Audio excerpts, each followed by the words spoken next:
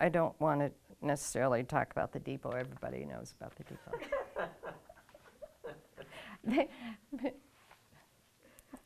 I can be identified with something else for a while. I previously served 3 terms on the Planning Commission, and all of this has been since I retired, but before, early in the late 70s, I was on the hospital board. I was the first female on the hospital board. It was pointed out several times to me. But I was quite accepted by the board, really. I was totally comfortable. It was my views, probably more than anything else, and the way I worked. I have always worked with data. I believe in data driving decision and policy making. I just do. And I don't enter into anything, any issue, I think, until I have comfortably researched the issue. And that wasn't the case. It just wasn't in their background. And I was really pleased with the board members to think about working in a different way. It was great. Alice is a bundle of energy, as you can tell. I mean, whether it's pulling weeds in Central Park or working on the history of the town, she leaves no stone unturned, and she is not intimidated by anybody. She is willing just to dig in and find out what was going on and find out the background on any subject. Alice, she is really, really good at expressing appreciation and recognizing others, but she does not like to take credit and she does not seek recognition, and the only way that she got nominated for this award is because she wasn't asked permission. And so I was absolutely thrilled this year when she was nominated. She likes to work with people. She's very collaborative. As I say, she doesn't seek or take credit, and she is just a delight to work with. In 1967, the second year I was here, I learned about a unique, what I thought was a unique situation in Rice County. And it involved programs for those in need. And at the time, Rice County was one of about a dozen counties in the state that had not switched the administration of general relief from the townships to the county welfare office. Now, general relief were programs for food or some medical coverage that wasn't met by federal or state programs. So people who fell through the cracks. And the townships, all townships in Minnesota originally had the authority to level a tax for general relief and administer it. But through the years, almost all counties in Minnesota had switched over and given the responsibility to the county and the county welfare office. But Rice County had not. And it came to people told me about this. Actually, I went to a meeting down near Rochester and learned about it. And I was just out of graduate school.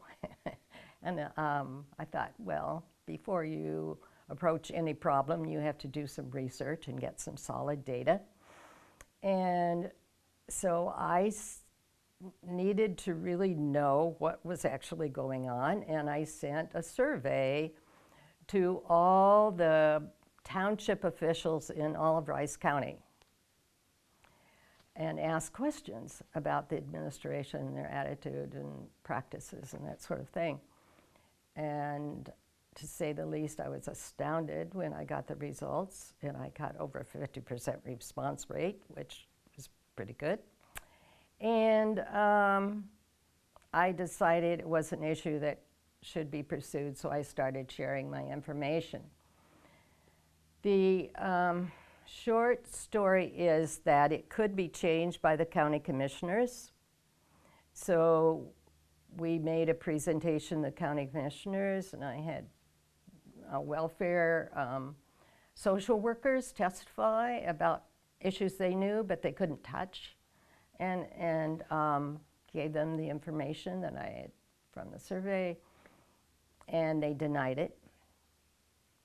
And part of it was, and this I understand, originally those townships had a lot of authority over roads and all kinds of facilities. This represented to them taking away another authority, and I understand that. So they denied it. We found out that we could, if we got 6,400 signatures on a petition, we could put it on the ballot. And at the time, that was more signatures than needed to put someone up for governor on the ballot. But we got it, and we put it on the ballot, and it failed. And we sort of knew, and it was, before that vote, it was very ugly. There were letters to the editor, accusations, all kinds. It was really so unfortunate. It was very ugly.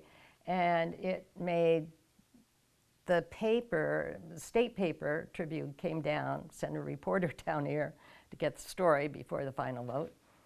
And he interviewed the people who did not want it to be changed, and he interviewed me. And then at the end he said, well, I'll have to tell you, the last person I interviewed, his wife came into the room and said, you must be a terrible mother because you spend so much time on this. So it was not pleasant. And you know, I was a 20-something, but I was so convinced that I was right that I was comfortable making the effort. At least I tried. Well, 2 or 3 years later, at a League of Women Voters meeting, a legislative aide was invited to the meeting to give us an update on the upcoming legislation that was going to happen at the state level. And he mentioned general relief. So afterwards I went and talked to him, and indeed, Hennepin County had not changed, and they were very interested in changing. And so when the hearings came along, I was invited to testify, and I testified, but it was a token. I was just, you know, an outstate person. The people that really changed it and it passed was Hennepin County. So that's that story. We failed in that, but on the other hand, we created a new awareness in this city and in this county about those in need, particularly the rural poor. And at one of the planning meetings I had, there was a new woman in town, and she'd listened, she didn't say much, and then at the end of the meeting she said, you know what Northfield needs is, and then she described this organization. It was Mary Wood who started the Community Action Center.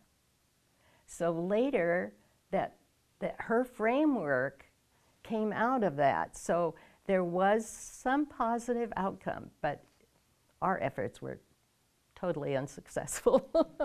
Alice has demonstrated commitment to this community over and over and over through many years. And it's nice for those of us who've worked with her to have the opportunity to show our appreciation and just say thank you. Oh, I thought it was great. I mean, the other thing about Alice grew up on a farm, and Alice has a work ethic that is absolutely incredible. She pitches in and helps and works in an incredible way. Alice, it is my privilege and my great pleasure on behalf of all the citizens of Northfield to say thank you. You know, you can study an object. It's sort of like studying art history and reading about famous buildings. But Alice got in on the ground floor. She first renovated her house, and she researched it. It was once a Carlton dorm. It was owned by a number of people. The front porch was taken off completely, like a lot of Victorian houses where the footings tend to have wooden footings, and they tend to deteriorate over time. And so a lot of Victorian houses in Northfield have lost their front porches. A number of people like Alice have rebuilt their front porches. Her house was also covered with what was fashionable in the 1950s were asbestos tiles. Asbestos tiles meant you didn't have to paint your house. And they added another level, another layer to the surface. But of course, then we learned that asbestos is dangerous and not a good thing to have on the exterior house because it gradually wears away. So she redid her whole house, she and her husband, Bruce, and repainted the whole thing, rebuilt the board, restored the whole thing. So she got in on historic preservation on the ground level. Alice is, to my mind, one of the best researchers, period, in Northfield. I have a quote here from the Northfield News that I would like to read. Quote, "Northfield has always been a town of civic organizations. The Northfield News estimated in 1931 that in a town with scarcely 3,000 adults, no less than 107 organizations with the membership of 8,050 met weekly. That means more people volunteering in civic organizations than we had population, and it means that we had a townsfolk serving on multiple boards and commissions." I think that's evidence that, in fact, it is a tradition here in Northfield to be engaged. And I think we see that in our boards and commissions.